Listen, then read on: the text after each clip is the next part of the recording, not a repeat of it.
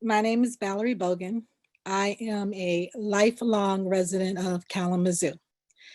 So I have a long history with Kalamazoo Police Department.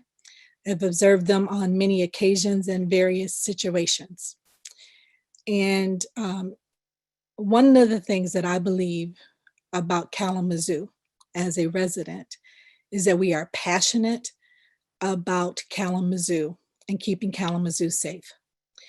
And so when the Proud Boys announced that they were coming, the passionate people of Kalamazoo immediately want to go into a protective mode and saying that this is not okay and this is not acceptable, even though they have a right to peacefully protest.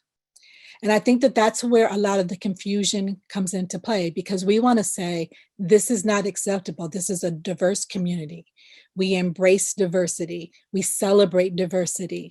And we're allowing a group to come in that goes against what we believe as a whole in a community.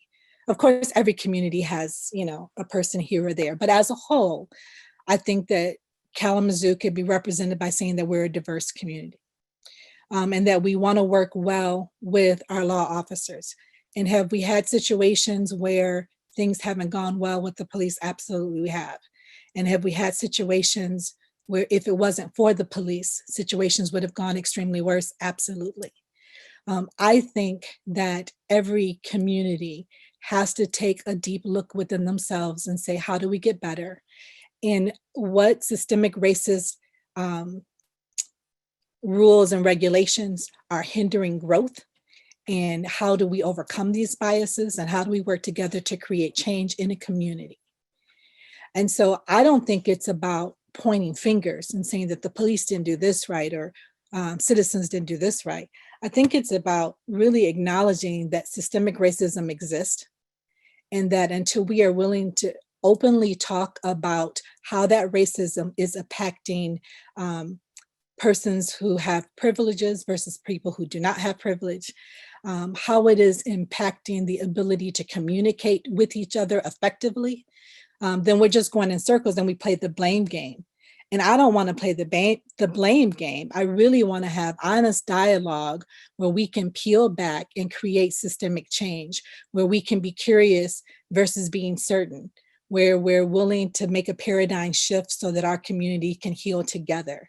When we look at the events that happened at our nation's capital, it is not only heartbreaking, but it is sad when I can post something about having the first Black woman as a vice president and have people respond back that they're angry about that post.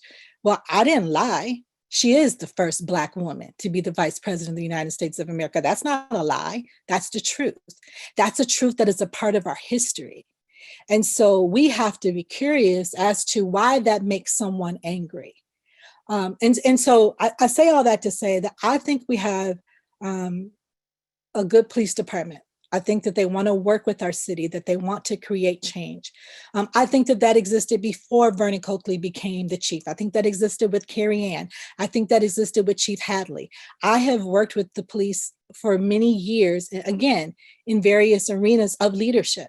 And so I think that there's been a pattern, a history with the Kalamazoo Public Police Department that they want to improve. I think we need to look at the venues in which they use to improve and make sure that we are providing an opportunity for all voices to be heard and for us to look at the best programs to create change that is systemic.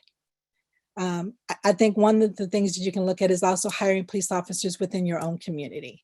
I think we get a lot of police officers that travel to our community, and you have to start looking.